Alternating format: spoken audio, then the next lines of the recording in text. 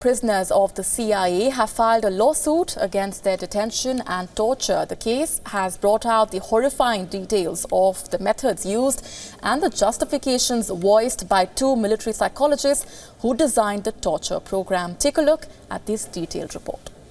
Sometimes it is important to do something different because what's traditionally been done hasn't worked. So there was just this press to do whatever was legal, whatever was within bounds, to take it, as the attorneys at the time said, the gloves are off and we need to walk right up to the line of what's legal. Frankly, my interest was in getting results, not in, this psychological state.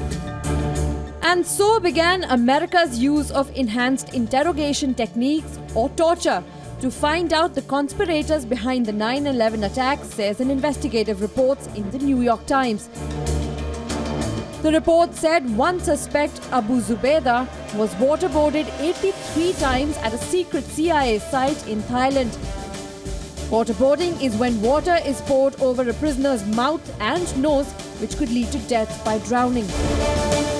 The architects of the CIA torture program were two former military psychologists, John Bruce Jessen and James Mitchell. Together, they devised a program involving torture techniques besides just waterboarding. And these torture techniques include sleep deprivation, confining a prisoner in a locked small coffin, or shackling him to the ceiling with buckets of ice water thrown on his naked body. Discombobulating, it's not painful. My guess would be some of the folks sitting here have been walled. It stirs up your inner ears, and it's like being on one of those whirly gigs or something. Mm-hmm. You move around quite a bit, it's in fact, if it's painful, you're doing it wrong.